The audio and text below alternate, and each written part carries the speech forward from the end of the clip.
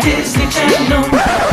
What's this podcast called? Sepsis from Planet Weird. Podcast from Planet Weird. Oh, Luck of the Irish. More like freak me in the eyeballs.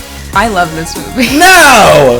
I told you not to bring up prom in this you want episode. to talk about prom, mama? Dramacaflama, baby. I was nominated for winner from God damn it. King.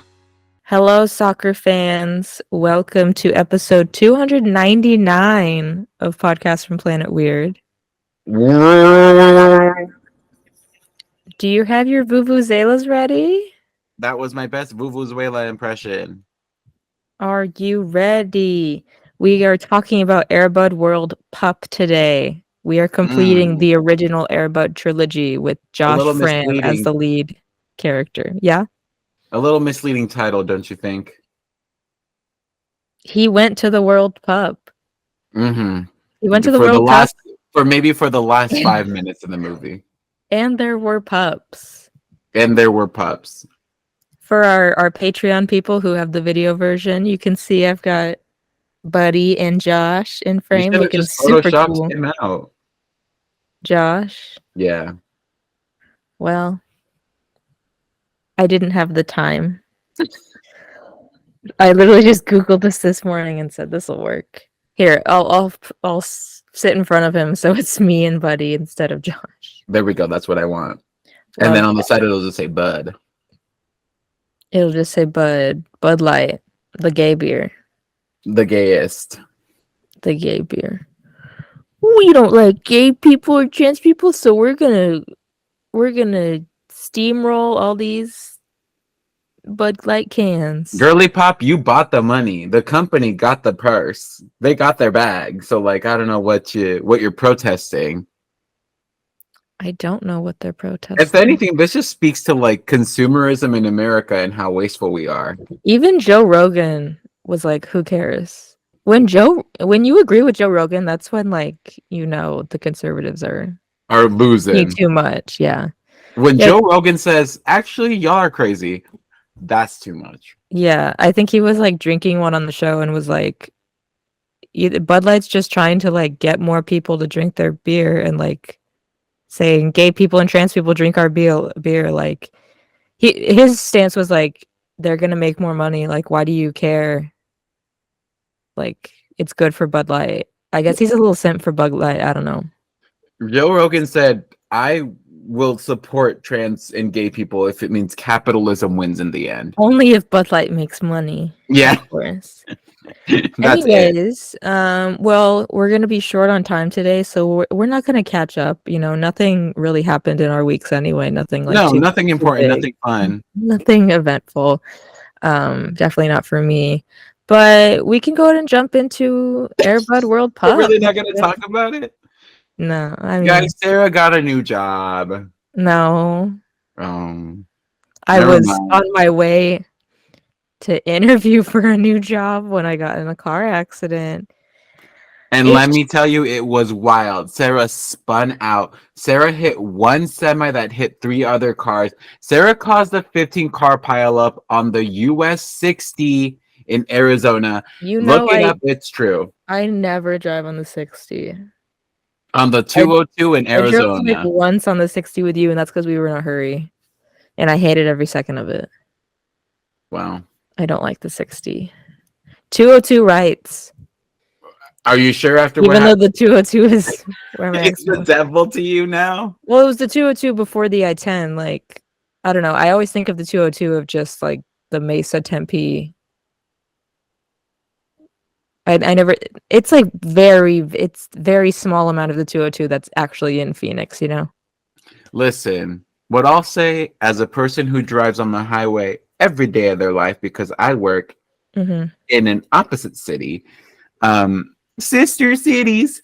No, not really. I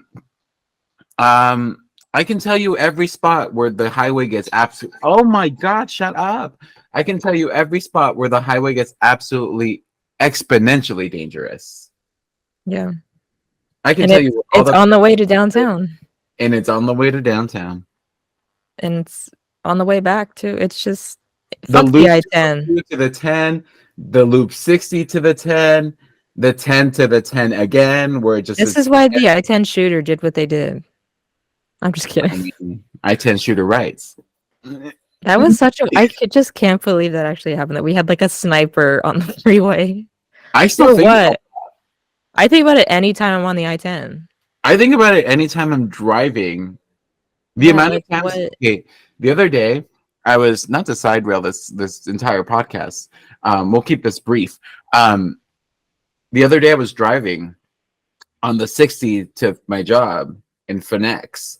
Not even to like go to work. I was going to an alcohol sale that we were doing because we have to get rid of merch. And so I was going and I picked up 4 little bottles of things, some little cute snacks. But on the way, there was this man just like cutting people off and flipping them off and like being like Caucasian, like a Caucasian angry white driver. And for a moment there, I was like, I'm about to get shot. He's going to pull up a gun and down everyone. Yeah, and he would have a gun in his car. Yeah. And it looked like it. He looked like he was driving some Jeepers Creepers ass looking ranky janky truck. Be eating you. Okay, yeah. Well, the important thing is I'm fine. Other people were fine. Literally, like nothing happened to them. They drove off. Your car got fucked up. My car got fucked up, but you know what? That's gonna happen sometimes. Your car got fucked up once. My car got fucked up once. Now your car got fucked up once. Mm-hmm. And now you're also going to drive a minivan. That's just how it goes. It happens. If you get in a car crash, you immediately get a minivan as a replacement. Yeah, your parents actually called me and said that I could just have the van for a while. Oh, okay, take it. That's fine. So it's having engine problems, so it's on you now. You can walk, bitch. You can walk to work. I'll quit. Okay, anyways, let's go ahead and dive into Airbud World Pub. What the hell is that? The last thing that was open on my phone was Instagram, and so it keeps playing the video that it's because I can't fucking move without it playing. What was the video? It's just some fucking tattoo, a tattooist, like they're real. Yeah. But there we go. We're free now. We are free.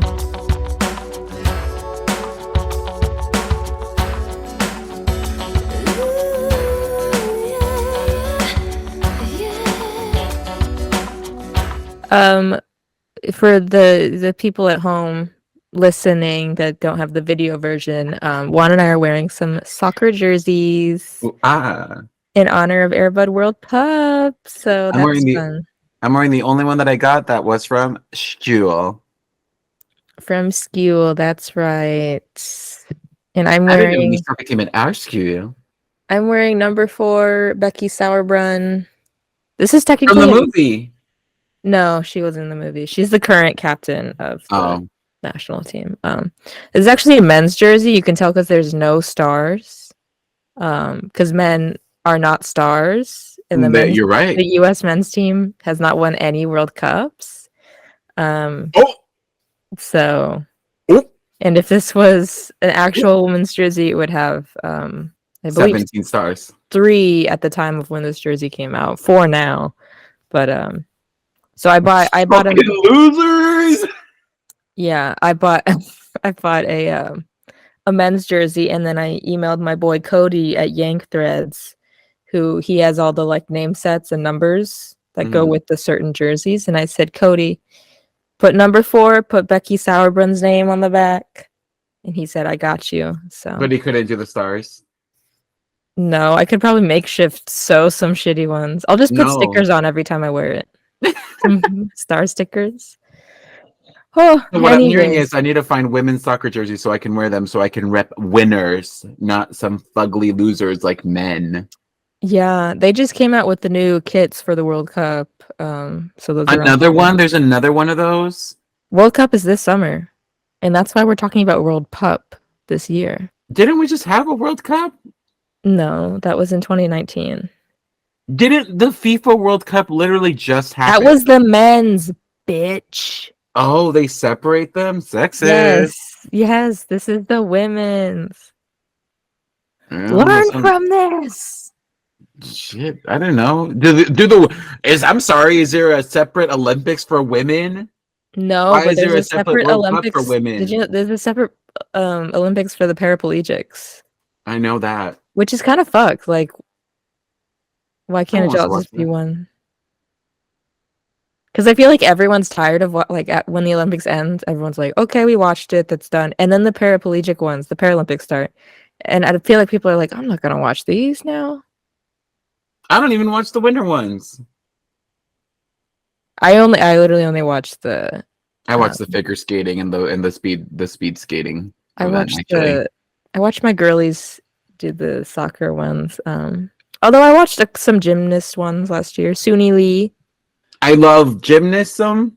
I love swimming. Gymnasm. I love gymnasm and swimming. And then I also like I like the heavy stuff. Like I love like watching the shot putters or like the weightlifter people. The women's weightlifter ones, they get emotional. I cry. Actually, I cried. I fucking cried watching a lot of the Olympics last year, whenever they were. Okay. Anyways, Air Bud World Pup, also known as Air Bud 3, is a 2000 I know one. 2000 sports comedy film directed by Bill Bannerman. The third film in the Air Bud series, it was the second to be filmed without Buddy, the original star of the first film, because Buddy died after promotion of the first film. And this is also the third dog. It's not the same dog in all these movies. It's a different one in the second one, different one in the third one. I could tell. Yeah. This was the first Air Bud film not to be released theatrically in the US. They decided it should be released on video directly. Good choice. Decided they should throw it away. But it was played in Philippine theaters for a limited time. Well, thank you, Filipinos. They were lined up around the block to see this one in the Philippines. I don't know anything about the director. His name doesn't have a Wikipedia, so who even are you? Written by Mike Whiting, Robert Vince, and Ann Vince. That's right, 3 people wrote this movie. All named Vince. Robert Vince directed the Air Buddies series and also MVP Most Valuable Primate, which we did watch. Yeah. A hockey chimpanzee movie with this actor. He only works with animals. He only works with animals exclusively. So now he's out of a job because Hollywood no longer works with animals. He was in Zoom. Yeah, he was the villain. Yeah. And he was in it for all of maybe 5 minutes. He was on Gossip Girl. Gossip Girl. I don't know what he's doing now, but no box office, obviously. Released December 12th, 2000. Just in time for the holidays. This movie has holidays written all over it, obviously. Mm-hmm. Soccer, infamously a winter sport. Sure. So we have Kevin Zegers returning as Josh. We introduced Caitlin Wax as Andrea, who she goes on, because before this she was a baby, and then she was like a little toddler kid. Now she's speaking. Now she's 13. Mm-hmm. And it's crazy how babies can just do that over the span of 2 years. Well, the first one came out in what, like 97, I think. Okay, what about 3 years?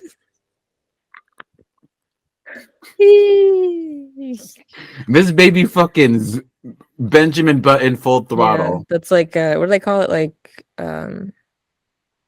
Like soap opera. It's like rapid aging syndrome. Like it happens on soap operas all the time. Yeah, because the kids just are suddenly 20 years old.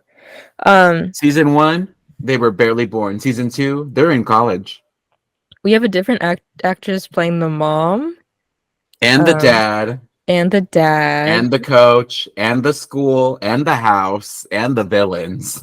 But the mom from the second one, I believe, returns in 7th Inning Fetch, the next movie, so I don't know why. What the fuck is even going on?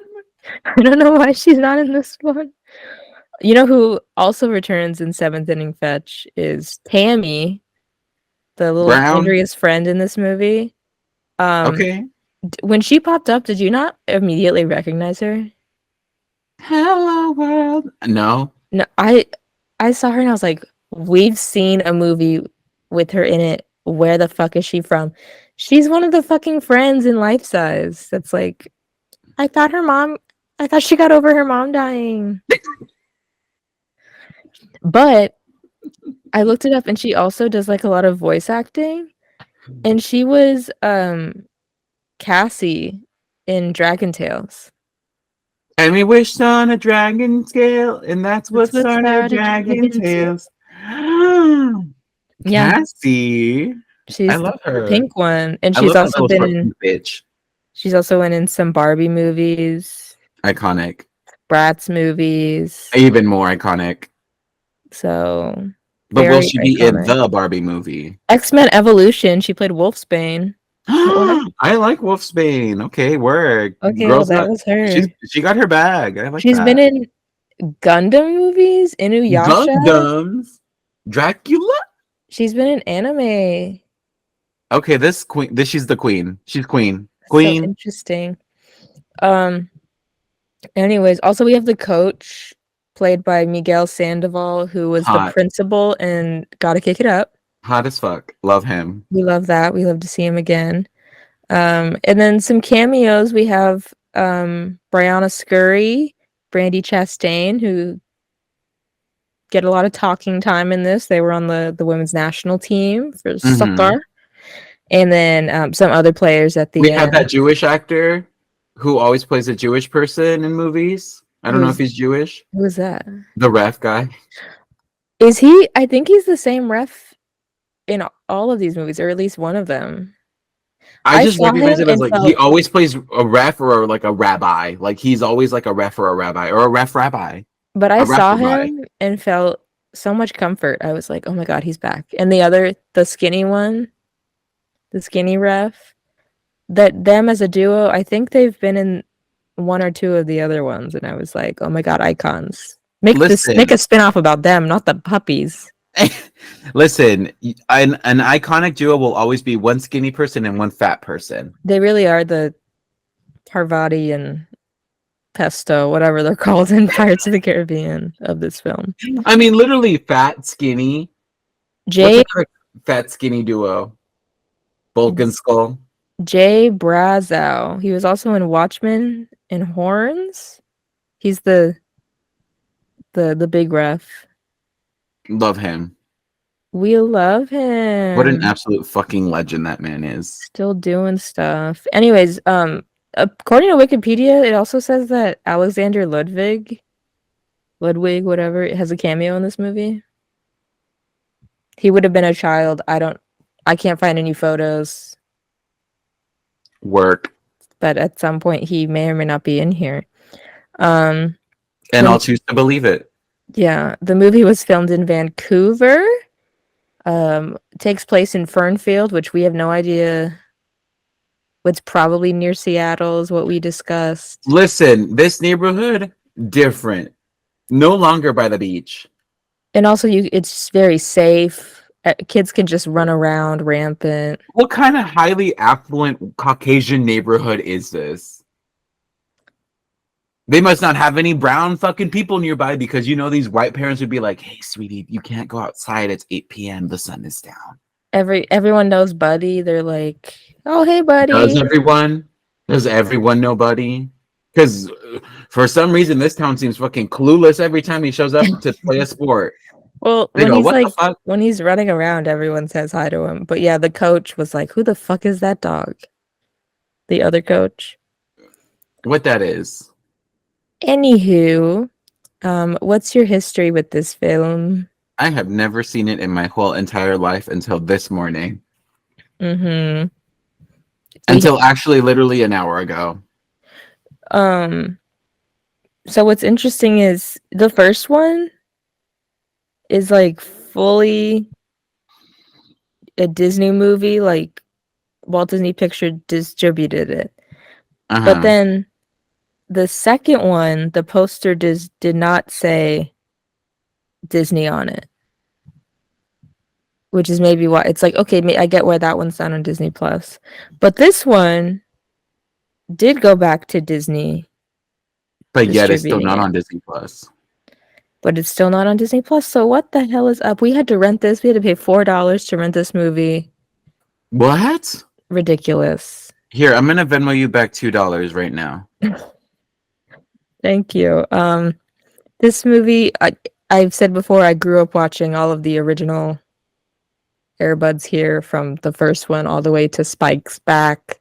Watched them all. This one was like always one I got annoyed by, just because of Josh. Focusing on Josh's love life and Josh being an ass. Because I think at this point, the problem with Josh's major character flaw is that he has a friend named Tom.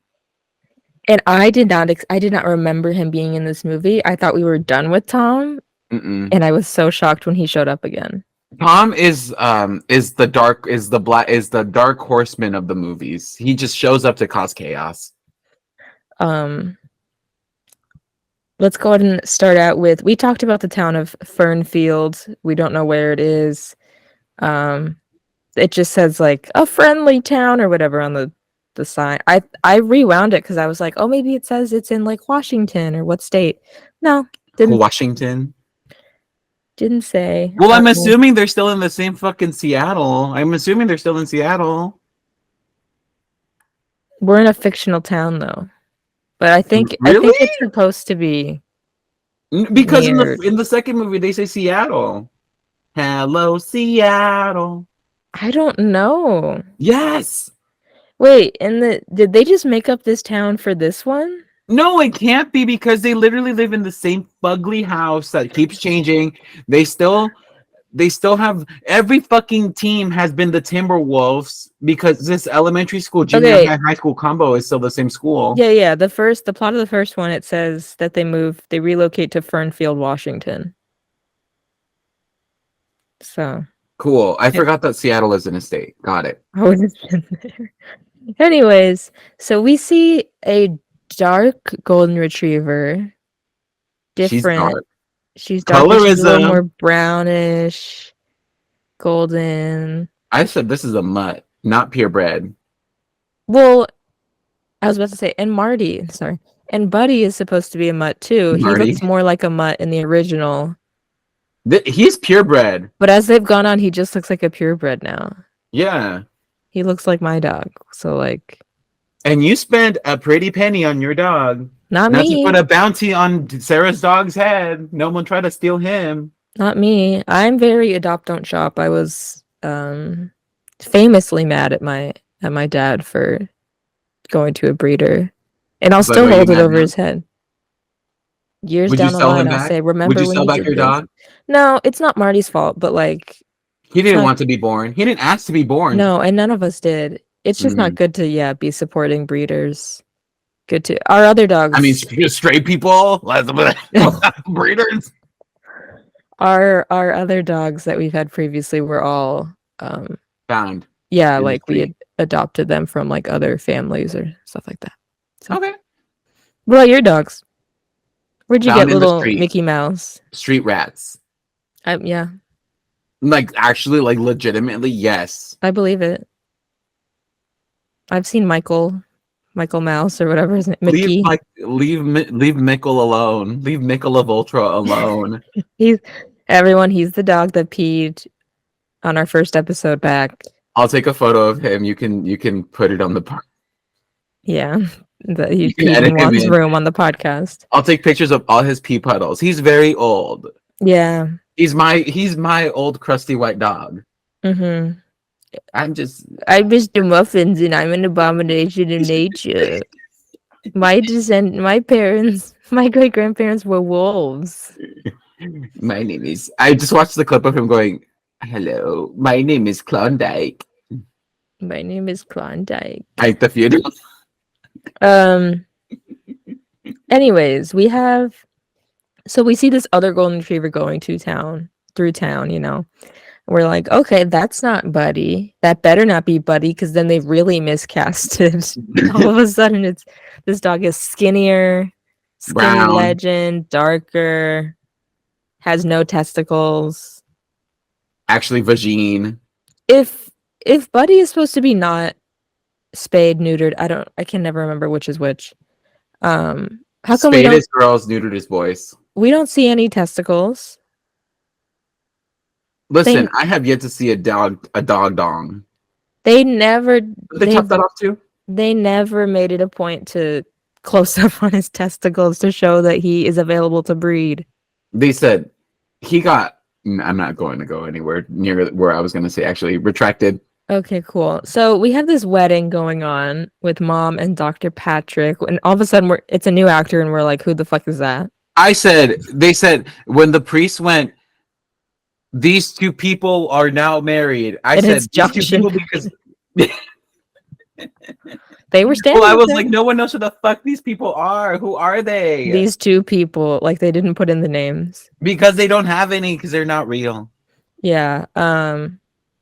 And we see that the mom is also a new actor. We're like, what the fuck? We see that the baby has grown 20 years. We see that the baby is now Andrea, who's like in middle school probably. How? Literally how? She was literally a baby when it's Airbud, a dog that plays many sports and goes to the World Cup. You really have to suspend your disbelief with these movies. People just age sporadically. You better watch out. You're gonna wake up as 87 one day. So Josh forgot the ring because he's stupid, and so Buddy, I thought it was just gonna be like, oh, go to this part of the church and get the ring. Yeah, when he Buddy go get it, go all the way back home. Buddy, go home. I don't want to play with you anymore. Why did we both quote Pixar movies? Which one were you quoting? The Incredibles. At the very beginning. Oh, that's right. Buddy syndrome. Buddy, go home. Yeah. I'm not happy, Bob. Not happy. Yes. But this dummy, stupid ass Josh, he made Buddy walk all the way back. He sprinted. Buddy, lift certified. Officially. Use that paint scaffolding elevator thing to get up. You have to be certified to use those. But then when he leaves, he jumps on the open garage door. Parkour. And then jumped off. I was like, this is ridiculous. Andrea is the flower girl here. We see the new actor playing the mom. But the new actor playing the dad. On his way back, after getting the ring, Buddy sees so horny. Buddy sees another golden retriever and says, "Oh my god, she's hot." Oh god, she's hot. We also get introduced to the villains of this movie. Big surprise, they're here to steal a dog. Whoa! It's literally like the same from the second. Like same type of car, but for some reason they don't have like a cover. Their car literally says dog catcher. They don't pretend to be like other people in the city. Because they've gotten tired, Sarah. They've gotten exhausted. How does this fictional town of Timberwolfland, whatever the fuck this place is called, Timbleweed, how is this place not aware that people are trying to just steal dogs on the constant? Like if it's happened this many times. Three. I mean, the clown, like, yes, he had him. That was a little... No, he stole him. He had him and then he stole him. Yeah. But the second one was straight up just dog nappers. Yes, and now again, dog nappers. How is no one... This town has money. We know this because it looks like a white, wealthy town. Look at Emma's fucking house. Why wouldn't they, like, hire a team to, like, protect Buddy? They should have guards at their house every night. Because this is ridiculous. Buddy's like, guys, this is ridiculous. The fact that every couple years I'm stolen. Every couple years, someone tries to, actually no, every 1 to 245 months, every 3 months, someone tries to steal me because that's how fast we're moving here. Yeah. At the wedding reception, we see Andrea and her friend and Buddy and all these other kids at the wedding playing soccer. This little boy, Timmy, who's bringing every one of those two girls 3 glasses of water to drink. Mm-hmm. And we see that the other golden retriever shows up again in the bushes, and when she runs away because the dog catchers are driving up, she drops her collar. Ooh. She dropped her collar. Like That's like the Cinderella. glass slipper. Yeah, exactly. Yes. And Buddy notices that, obviously. And then at home, we have Andrea asking her mom, "Do you think Dad knows that you're fucking? Are we married? Do you think This Dad is- knows that you're living in sin?" Ooh. This started to feel a little too lifetimey for me. Yeah. The second they went, do you think Dad can hear me? I wish Dad could talk back. I said, no, too religious. We already had God something about the church. No. Do you think God lives in heaven because he too is afraid afraid of of what he created? Just something to think about. At night, Buddy leaves to go get the collar for the dog. He's a spy. I don't understand the time. Obviously, time is fucked in this movie and in this series. But what the fuck is this timing? Because Buddy leaves at night and to go get the collar. And when he goes and delivers the collar, it's like morning. It's like 11 a.m. It's bright out. But before, when Buddy, we know that from the church to there, he was able to make it back, and it did not change from. He was able to make it back in at least 5 minutes. It did not change that, from maybe. like an evening to morning type of situation. No. And later, when we see him going back and forth, the nights aren't changing like that. So what is the time in this first scene that we see him going to the house? He's a hussy. He's fooling around. He's a little hoe. So yeah, No, my question is that same concept, right? Yeah. But why is it that the family gets back to this wedding at maybe 11 p.m.? Anyways, so Buddy, is dropping off the collar at this fancy ass house. But when this is some diplomat's house. This is a house of a diplomat. This movie is definitely the campiest so far of the Air Buds that we've watched, because these little moments with his paws shoving the fucking collar as far as he can all the way in. And then later at the ice cream place, when they have all the dog paws. Just doing everything. When it's just like a stick with like a fake dog paw on it, and they're just like entering it into the frame. There's gonna be a shot of like him with like a cup. Mm-hmm. Like imagine I'm out of frame. Hold up. Shit. Okay, I'm out of frame. Yeah. Wait, you have to talk during. You have to make noise. Give me a second. I'm stuck.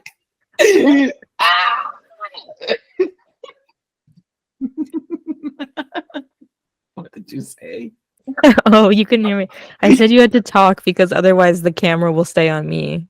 Oh, shit. It's fine. You know what? It wasn't really anything special. No, it was beautiful. Okay. Anyways. Is that how the recording works? Yeah. It's oh shit. You can see when you get the blue highlight. That's stupid. I thought it recorded the whole screen. No, it flips back and forth. So I did that for nothing? Yeah. It goes between whoever's talking. Why don't you fucking shut up? What happens if none of us are talking? And then it's whoever talked last. Then it would have been me. Yeah, but you still...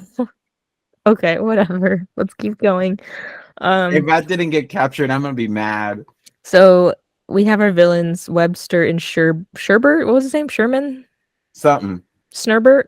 Let's call him that, Snurbert. I think it's Snurbert, who, yeah, they're on watch. Their plan is they're gonna steal these puppies and sell them. We later find out that Webster just wanted one. He just wanted a dog. Yeah. We have Patrick giving Josh a Swiss Army knife because men, dads, boys. No. We have Josh being a fucking idiot because he goes, "What's that?" Mm-hmm. Like, baby, you've never seen a pocket knife before? You've never seen a Swiss Army knife before? I think he was just trying to be nice and No, start a then you go, oh, conversation. that's a really interesting, knife. That's a really interesting Swiss Army knife. You don't go, what's that?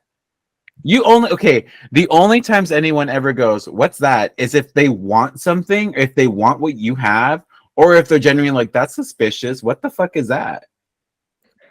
Inquiry. We have to jump to the next nighttime sequence where Buddy again leaves during the night to go to the other house. And I don't know if you could tell, but they reused some footage Of him just like sneaking through the window? and then of Josh sleeping, same outfit, same position. Andrea, when she looks and then goes back to bed, it's literally the same shot. Wig. So I don't know where the budget went, but it did not go to refilming these scenes. They said, we got the shots. We'll just use them again. It's fine. They It's the just same said thing, right? some editing magic. They put a filter on it to make it seem different. So, but this is where we see Buddy start digging. And we're like, what is he digging a hole for? And, as we find out later, he dug a tunnel He became a fucking worm. underneath the wall to get to the other, to get into the house. I don't see how that's possible. Listen, if rabbits can do it, maybe dogs. I don't see how he could move the dirt. And he ate it. I feel like he would like suffocate down there. I don't see how he could move the dirt back. How do you think rabbits do it? I don't know. They eat the dirt. Was he eating all that dirt? They should have a scene of him throwing up then later. Just bleh. Also, where did the dirt go? That's he dug that all up. Yeah, well then I guess he must have ate it. He ate it. Because there's not like a big that's what I'm saying is there's not like a big pile at the end. Also, but wait, how do rabbits do it? Because there's never a big pile of dirt when rabbits dig a hole. I don't know. What happened? I'll look it up. But why don't you go ahead and tell us what happens at Andrea's soccer practice? So Andrea says, drop me off at soccer practice. And Josh, being Josh, is like, well, just remember, mom's going to pick you up. But then he ends up staying the whole practice because what is at the soccer practice that he's so interested about? Not soccer. This fine white woman. This white woman, her name is Emma. She is an accent queen. And I said, I love a girl from Australia. But then she turns out to be from England. This is maybe the worst British accent I've ever heard in the history of film. And I've thought that since I was a kid. Listen, I always knew she was bad. I literally couldn't tell if she was trying to hide her accent or put an accent on. Because the way American. No, she's in Miracle in Lane 2. She's one of the older brother's friends. I'm not even shitting you. I literally thought she was Australian because sometimes it's going a little R&R for me. It was also just the way it was written. The things they had her say was like British people should be offended. She said, Josh, would you like to watch the telly with me later? No. We'll get to later when she literally says the words higgledy-piggledy.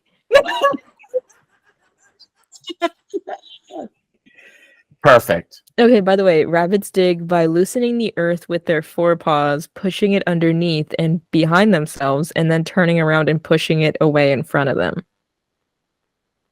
So they dig, scoop, push. I don't know. That sounds like a lot of work. That's a lot of work for rabbits. Damn, someone give them a raise. This is according to rabbitwelfare.co.uk. So, but where does the dirt go? Where does the dirt go? Behind them. And where? I don't know. Behind them to where? Narnia? There's videos. If you want to watch later, a video of a rabbit digging a hole. Send me a link. Yes. So post it on the Patreon. We meet Emma, the soccer gal. The soccer gal. And so British, pip cheerio. Oh, hey guys, sorry, being late. I'm Emma Potter. I'm Emma Pata. It's really nice to meet you. Yeah, it was Literally just not that. good.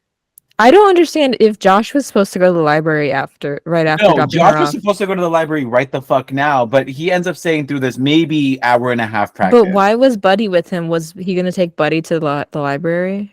Buddy just fucking goes with him, and then he says, "All right, buddy, go home." Yeah, I don't understand because later Andrea brings He takes him to school. Andrea brings Buddy to watch Josh's soccer practice. And I'm like, why are they just bringing him everywhere? You can't just bring not everywhere is dog friendly. You can't bring a dog to the library. This is what's this town called? Timbleweed? Fernfield. There we go. This town of Anyways. Fernfield is all about this fucking dog. But also I'm surprised they didn't make a law that says Buddy can work in the ice cream shop after this. The timing as well in this scene, because they do a whole montage of the entire soccer practice, and Josh is sitting in the exact same position. You're telling me he sat there in that kneeling position the whole time? Literally the whole fucking time. This man only sits like that. And then here's the thing. This movie is all montages. I hate to say it. It is all montages. Well, we haven't even gotten to the one where we replay the scenes of him meeting her. Oh my god. Anyways, again. So Andrea introduces Emma to Josh. Not Buddy. I thought she was gonna go, I'd like you to meet someone. This is my dog Buddy. This is my older brother Josh, who was supposed to go to the library, but he stayed the whole rehearsal to look at you. To be peeping on you. And then mom shows up to pick up Andrea, and she's like, why the fuck are you still here, Josh? He goes, he was so hard he couldn't stand up. Everyone would see his fat dong. Oh my god. And then while they're getting into their car, Buddy sees the other golden retriever and Emma's doesn't car. Have a name. We don't know her name yet, and ends up being Molly. Oh yeah, she does have a name. Molly smiles. Oh, I love that song. Shut up, I'm gonna cry. And then at the high school, this is where I thought we were done with Tom, but we see Tom again. No, Tom just inexplicably shows up with some terrible horny advice of purple shirt. Purple shirt? That's what he calls Emma, because Emma's wearing a purple shirt. Yeah, that's right. And he's like horny for Emma. He said, and she goes, no one wants to try it for the football team. And he goes, well, guess the fuck what? I played football. Yes. He thinks that she means American football and not soccer. You hear her whole speech with those little girls saying soccer and football are synonymous. Yeah, whatever the fuck she was saying. So yes, at like soccer practice, I guess these aren't even tryouts because they just need people. No, the team has begun. The season is in. Yes. So we have our gotta kick it up principal as the coach. Hot. We have Josh playing in jeans. Idiot. Impossible. We have Tom showing up in full like American football gear. Mm-hmm. Actually a fool. And we have Andrea, Tammy, and Buddy who come to watch. And somehow Emma's dog is there. Molly's there somehow. She Every just walked dog there. can show up. Don't know why. And we have Sam on the soccer team who he's, that cocky asshole. He's like, I dare anybody, even that mutt, to get the ball past me. And then this is what I'm saying. Does no one know who the fuck this dog is in this town that is infamous for this fucking dog at this point? Literally on the news. Because he goes, don't you know who that is? That's Air Bud. Yeah, that's what Tom says. Well, maybe this guy thought, sure, he can play basketball. Sure, he can play football. But there's no way he could play soccer. This dog, who inexplicably can play every sport, even fucking baseball, can never play soccer. Yes. So obviously, and I love that the coach was just like, yeah, sure. Let's show him up. They said, go on in. He said, I hate Sam. So yes, Buddy scores a goal. As the only brown man in this town, fuck him up. And then, so Buddy scores, and then they're like, I guess we just found our missing player that we needed. Okay. And then Josh and Emma walk home from practice. He walks her to her house, and they're with their dogs. Sure. Cool. For some reason. I'll take it. We have the first game with these iconic refs, like we said. Well, and then here's the thing. We have this first game against, like, No, it's not the team yet. Never mind. It's not the Spartans yet. No, yeah. No, it's just a general game, and very clearly, it might be only this scene. Well, yeah, it might be only this scene, but the first time that Buddy, there's a scene where you see him running towards the goal with the ball, very clearly a CGI soccer ball. Very clearly, yes. If you go back and watch that first part of when he first gets the ball and is running towards the goal, it's pretty bad. But I think later there are scenes later of him actually, I think, using a real ball. But they has to be. Yeah, they just couldn't make it work with this one scene. So it's he can't run after the ball. It's very clearly CGI. So they lose the game, and then the coach says, "Okay, practice, bitch. You guys lost, and you guys suck, and you need to get better." We just played a game, and he goes, "Not what I saw." He said the only people that passed were the dog and Emma. The dog and the girl. Yeah. The two marginalized people on this team. On Everyone this all-boys team. A cishet white man. So we have practice, and then at night we have Andrea and Tammy watching Buddy sneak out again, and they follow him and find his tunnel of love. Well, and this is when we're like, no security. No one gives a fuck because these two little white girls just left.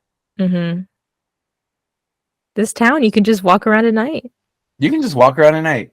Not be afraid of nothing.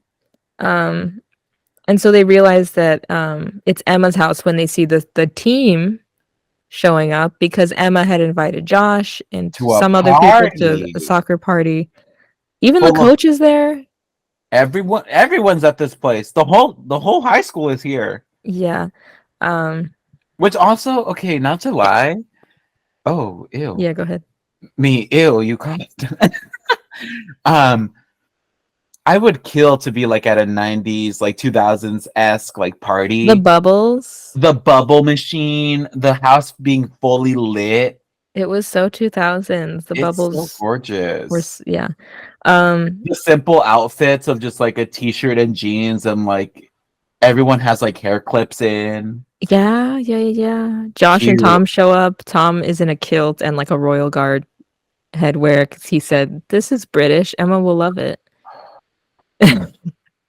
I hate Tom so much. Flames on the side of my face. I fucking hate him. I hate Tom. If there was one character that if I saw it in real life, it's on site, it's Tom. Because he's so annoying. He's so obnoxious. If I were Tom's friend and he showed up and then I said, "I don't know you," and I refuse to talk to you. We have this slow motion door opening. God. Emma opening the door. God. Which is also very 2000s. And then Emma invites them in, obviously, and then she says, "We're absolutely higgledy-piggledy right now." I am the Piggly Wiggly right now. Oh my god. British people should have boycotted this film. British people should riot. No wonder Europeans hate Americans so much because of this shit. Also because we're just a terrible country, but like whatever at this point, like it's a known fact. Yeah, it was bad. And she introduces Josh to her dad, who is, I looked him up, he's Canadian, also not British. Mr. London Bridge. He's doing a better job of an accent than Emma. And what's her name? The house manager, this poor black woman. Miss Britta Filter. No, that wasn't her name. Community. Miss Britta. It's like Miss Grim to him, something like that. Britta, she's a GDB. I just watched that episode. She's a GBT. I'm looking up her name because it was. She's unimportant. The most she does is smell the aftershave on Josh that smells like Buddy shampoo, and then falls asleep and gets the key stolen. She is important. She's the only black person in this movie besides. Oh, she's the other person of color. You're right. She has no lines, by the way. Brimstone. She doesn't speak. There we go. I knew it was something weird. It was Mrs. Brimstone. Interesting. But yes, so we meet them. We have the dad getting locked in the closet. He's getting locked in the closet. And Josh is able to get him out with his little Swiss Army knife. Which he said, Josh, I owe you my life. Yes. Oh, that's what brings up the Swiss Army knife, because then he goes, there's this little cute whistle on it. I don't know. And he goes, and silent. They do the dog whistle, and he's like, it must not have worked. But then all those dogs come busting in the house. I'm busting in your house. I'll bust the windows out your car. And He's then busting in your window, snatching my people up. Towards the end of the party, oh my god, I got a notification from US Soccer. You're on the team. Oh my god, I tried out and I made it. Josh is about to ask Emma out when she's pulled away from her by that girl. God. That girl said, you are not going out with this man. You said, I'm gonna save you some trouble. Come here. In the morning, we have Buddy bringing Molly some bread. He's literally the breadwinner. He said, Molly, the baguette. Hurry up. He brought her bread in bed. Honestly, I wish someone would bring me like a loaf of bread while I'm in bed. Like a whole fucking hard loaf would be. I'll bring you the old ones from Jimmy John's that are like a quarter. Okay. Those shits were lit. Those are the only things from Jimmy John's that would never give diarrhea. That's how we knew we were poor in college. We would go and get those. We'd be like, hey, yo, how many of these breads can we take? Because they were like 25 cents or something, weren't they? Yes, they were cheap as fuck. Because they were like day-old bread, and we were just like, I'll eat this big-ass loaf of bread. The way I ate like so much of that, I gained 20 pounds just on that. Then we have the like scene where the dad, Emma's dad is interviewing for like a new housekeeper or something, and it's that farting man. A butler. Yeah, we have farting man, and then we have fake mustache.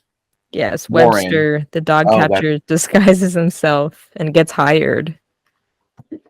So cool. No background checks there.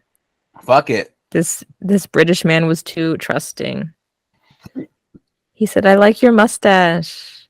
Hired. It definitely doesn't look fake. At the next soccer game, this is when we have the Spartans team with that bigot of a coach who says, they got a girl on the team. This is literally, this man is the one I believe that started all the anti-trans, anti-drag queen bills. It was him and him alone. Because the way he fucking rigor mortises the entire, he goes, and I'm in charge. I believe that if you're in charge of a council, you shouldn't be in charge of anything else. You don't own a team. You don't have a wife. Yeah, you don't even have a kid. Conflict of interest for sure. Mm-hmm. Come on, Fernfield. He's more mad that there's a girl on the team than a dog, honestly. He goes, a girl? There's vagina running down this field? He said, I can excuse a dog being on the team, but I draw the line at girls being on the team. That was another little community reference, that meme of Britta. I can excuse racism, but I draw the line at animal abuse. You can excuse racism? That show's so good. So, yeah, that coach says he's going to protest. And his son is the guy on the crutches who I guess is like their only star player because he's the only thing making this team good. Yeah. And he's pro Buddy. He's pro Bud. I was going to say he's pro gun, but I was like, no. What? The dad surely is. I have to believe it. We have Tom telling Josh to not let Emma know that he likes her too much after Josh asks her out like in the middle of the game, and then the game ends. Literally in the soccer field. She's like, we're playing a game, and then the whistle blows, and then she goes, sure. She goes, never mind. Yeah, Tom ruins everything, obviously. If you have already dealt with Tom not once but twice. The second time he almost ruined an entire relationship that you cried about. later. Because you thought your new stepdaddy was fucking all his sisters, and then turns out he wasn't. And you're still over here like, Tom, you need to shut the fuck up because I cannot trust you. You're an idiot. He's an idiot. You're so mad. Before we get to Josh and Emma's date, we have that ice cream scene. I was so confused. I was like, is that supposed to look like ice cream? Because it's definitely raw beef. Which would make sense of like... It's an ice cream deli combo shop, Sarah. It would make sense of like, that's how you get the dog. I get that like, if they're on set, that's probably how they get the dog to grab it or whatever. But this is the scene where there's, crew people under the counter with the sticks with the dog paws on them, just swiping things off the counter. We need to make it look like Buddy wants nuts. To make a sundae, grabbing the whipped cream and everything. And he brings it outside for Emma. We love that he's doing things for his woman. Buddy is a better date than Josh, because let's cut to Josh's date where he is now in the Matrix. He's at the movies. He has sunglasses and a leather jacket on. I wear my sunglasses at night. A song that I hate. Cool Josh mode has activated. He keeps calling her babe. Cool Josh. He keeps calling her babe. That's one thing I remember from this movie. I haven't seen it in probably like 10 years. I love when she goes, my name... Sorry, that wasn't my best British impression of someone doing an impression.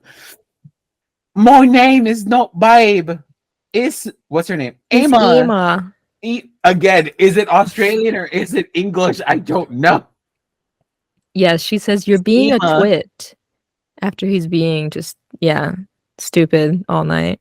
Oh my god. What does he say? I want to watch Ninja fight Ninja stars. Yeah. Leave. I heard this movie's violent. I like violence. Okay, leave, girl. The second, if anyone ever I like violence, I'm out. Okay, Quentin Quarantino. Okay, feet.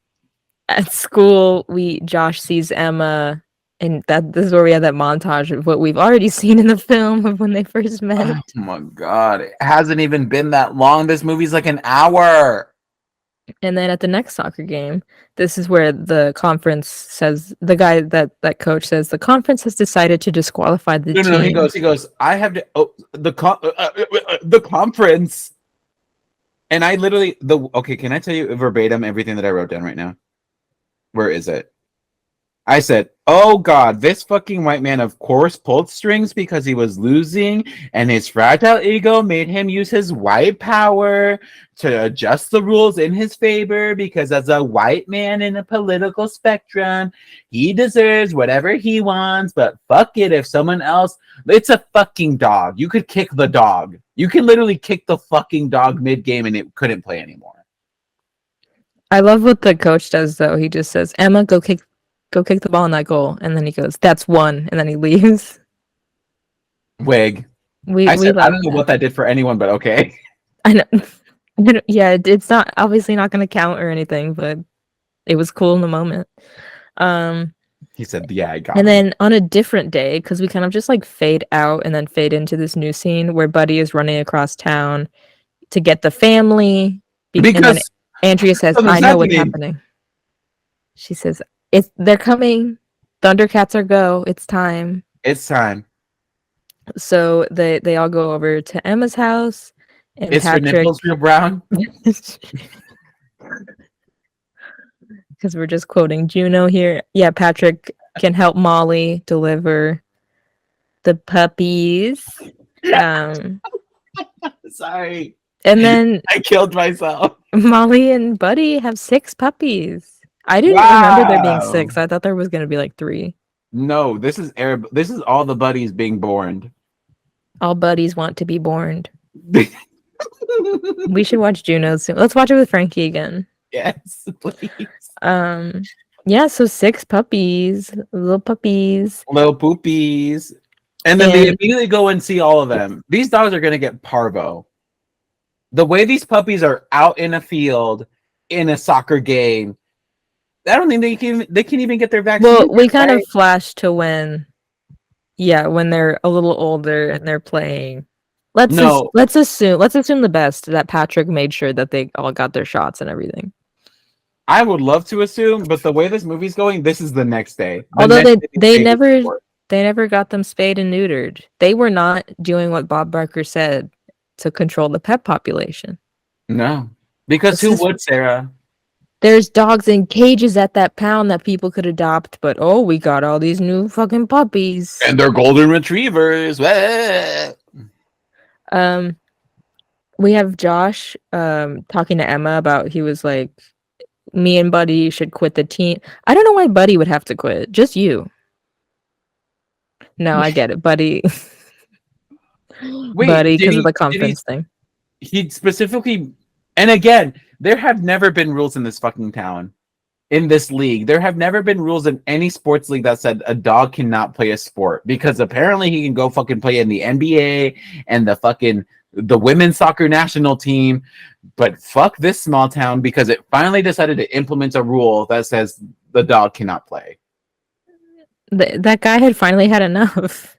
He said, I'll take the basketball. Can someone make a rule or something? I'll just do it. Because I'm losing. Because I'm losing now. But yeah, Emma says they shouldn't quit the team. And then we have Steve, who's the guy who was on the crutches earlier on the other team, getting mad at his dad because he got the Timberwolves banned. He sees that in the paper. He goes, what the fuck is this?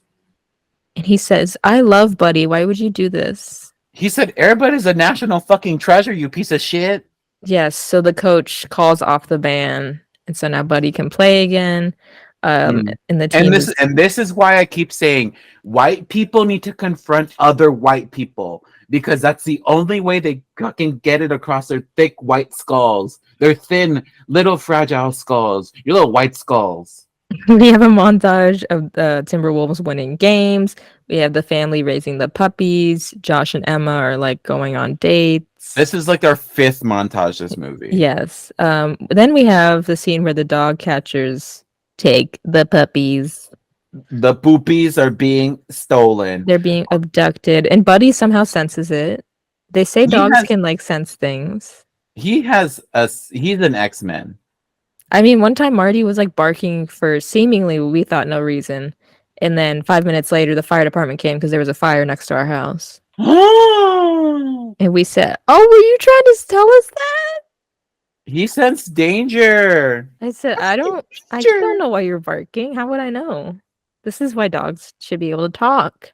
It's, you know what's even scarier? When an animal just looks like down a hallway at nothing and it just won't move. Like, that scares the shit out of me. Because they're seeing ghosts. They're seeing a fucking demon.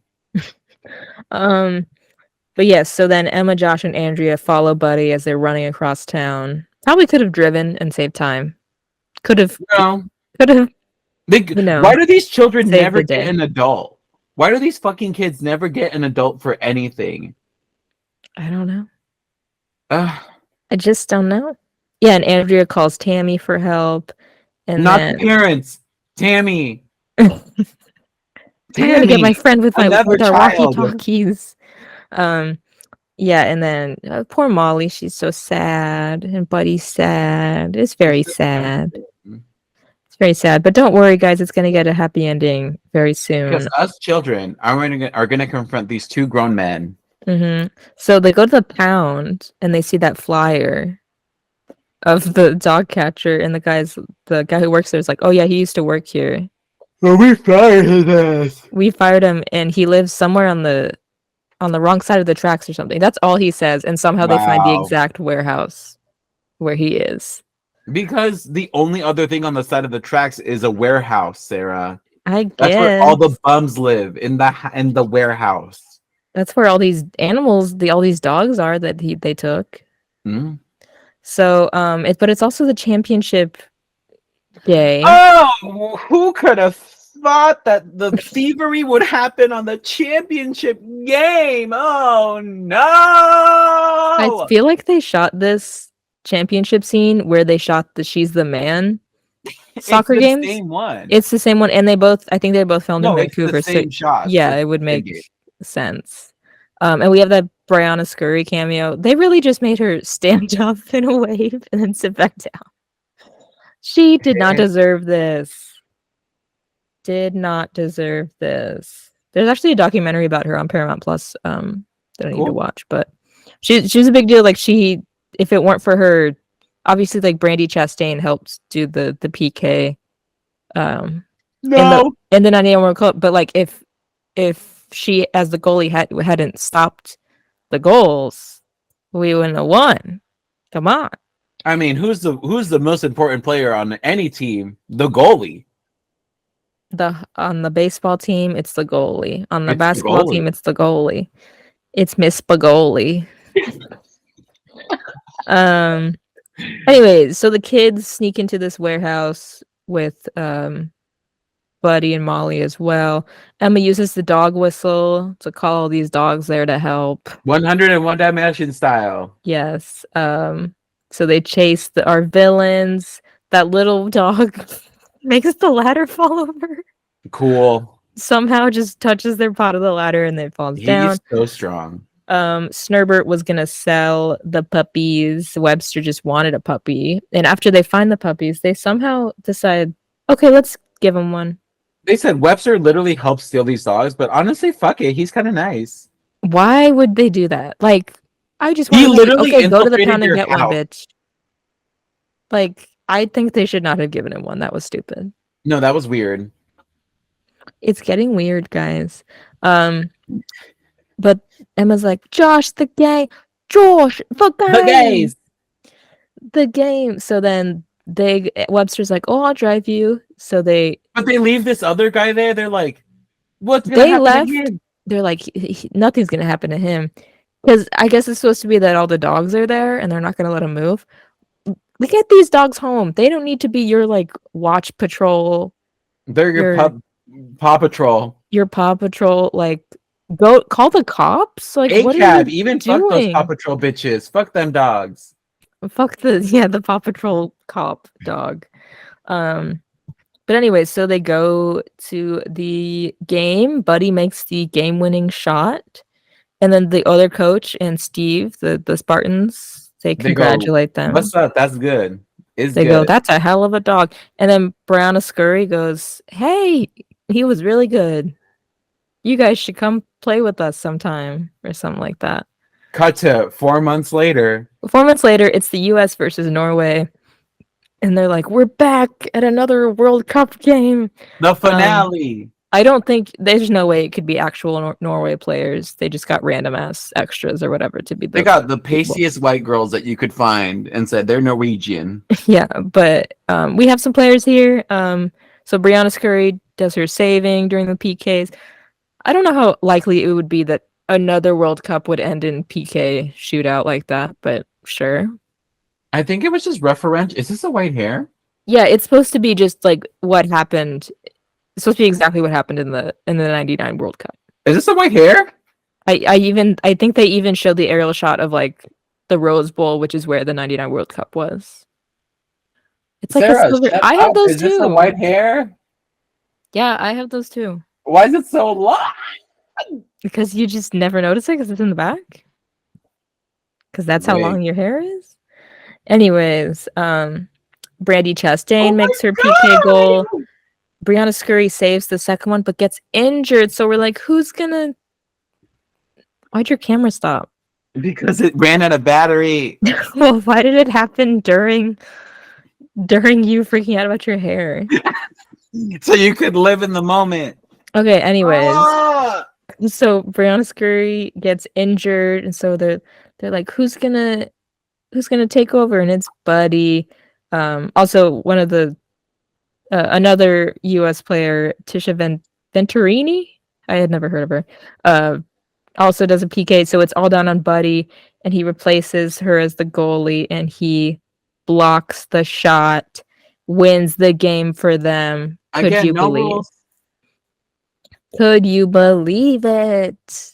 And Josh and him are like, he's lifting up Buddy, and like the dog does not look happy. He's like, put me the fuck down. Get me the fuck off. Yes. And then the credits roll, and as the credits roll, we have some of the women's national team players playing soccer with Josh and Emma and Andrea and the poopies. Cute. And now I will read some IMDb reviews. IMDb.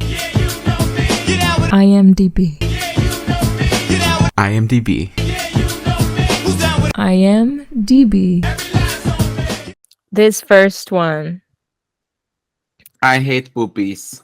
is by LilyGirl90. It's called One of the Best Things About This Movie is that it's dogs over cats. Haha. Dogs rule. The Air Bud movies totally showed that, and I love the fact that they use soccer.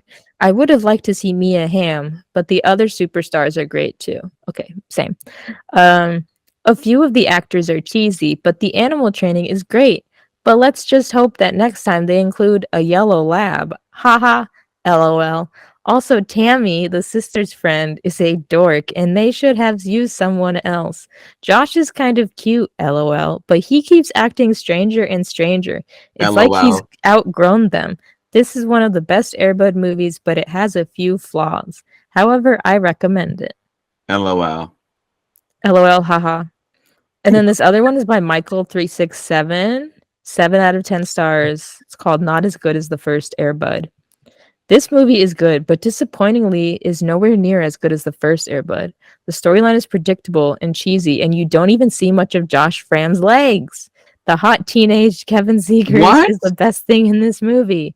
Michael, age 17. Just some young gay... just some young gay kid trying to help, be awakened. Wanted to see some leg. What, Michael, age 17? Yeah. Work. That's what they said. We do have some tweets from Grace, who just said, at Diva Grace 13. Grace said, I actually watched this one quite often as a kid since I got it as a Christmas gift as a part of a VHS bundle that also included Chicken Run and Chitty Chitty Bang Bang. Ooh. But I haven't seen it in ages. Random moments that came flooding back to my memory. Buddy's little crawl down the wedding aisle. Oh yeah, we didn't talk about that. His little army crawl. That was weird, but yes. Andrea being dramatic and screaming, while trying to bring in a giant stack of presents. Lucky Star's song, Kibbles and Bits code names, Emma annoyed at being called babe. I'll give this one a 3 out of 5. I liked it more than Golden Receiver, but I'd say the original is still the best. Okay. Bold of you to say. Thank you, Grace. What are our final thoughts? It's bold to say to like this more than the first? Than Golden Receiver, I think. She likes this more than Golden Receiver? Yeah. All right, Grace. There must be some emotional attachment here, so I won't rag on you. What are your final thoughts? I want to say that, Mama, this is garbage. No offense to anyone. I think I've just there's come to a conclusion in my mind where if a movie has so many flashbacks and montages, it's bad. And I think that's just me hating montages and flashbacks. Yeah. But if we look, oh my god, wait, ow, my back. If we look at the material girl, remember when everyone was yelling that? No. If we look back at the material, every movie that has been hard montages like constantly, I think I've never really liked. Mm-hmm. So how many stars? I'm gonna give this bitch 2. I'll give it 2. The 2 are for literally just the dog. I wrote down 2, but now that you mention how many montages there are, I'm gonna bump it down to 1.5.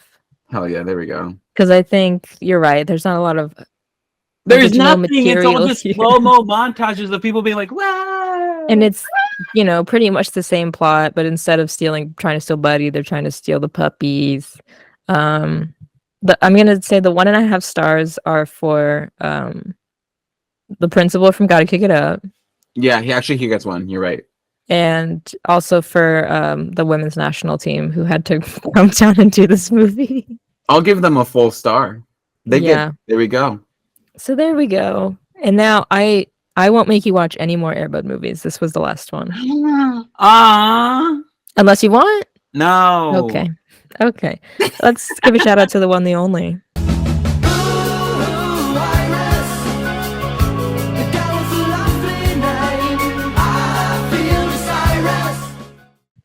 Iris is our podcast artist and our beloved friend. You can follow her and support her on Instagram and Twitter at Creamsicle Panda and on patreon.com/Creamsicle Panda. Go ahead and do something. You can follow us on Twitter, Instagram, and Tumblr at Planet Weird Pod. You can support us on Patreon, become a patron. We very much appreciate all of our patrons, whether you give us $1 or $5 or even 15, our highest tier. You get bonus things, video version of this podcast, shout outs. Our bonus review episodes of Disney shows go up over there. So go check it out if you have the means to support us. We very much appreciate it. I especially appreciate it because I probably have to buy a new car. So if you want to help me buy a new car, maybe sign up for the Patreon.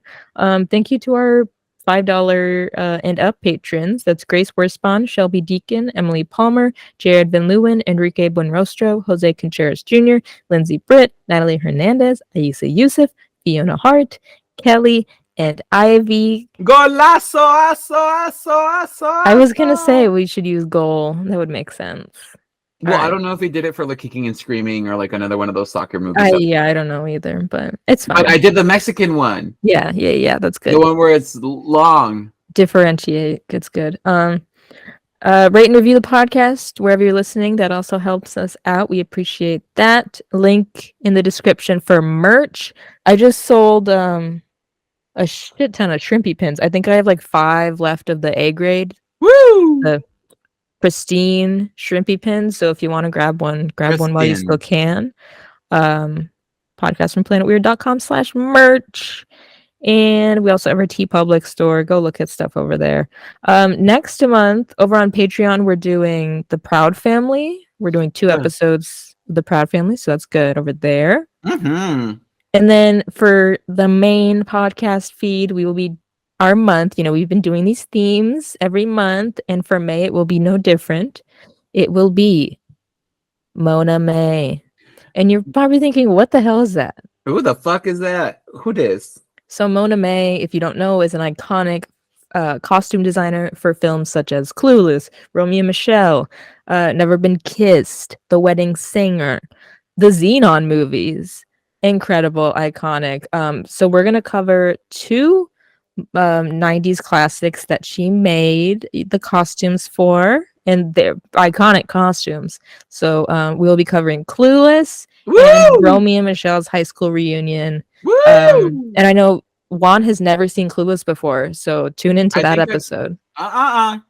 You told me you've never seen it before. I have never seen it fully. I've tried to watch it 3 times. Okay. Well, anyways, listen to that once you hear his full take on the full movie of Clueless. I don't know where those are streaming.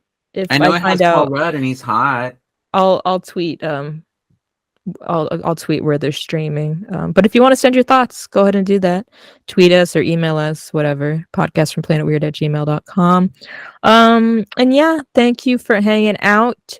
Thank you for celebrating Airbud with us this Airbud April, and we will see you in Mona May. Motormouth Maybell. Goodbye. Bye.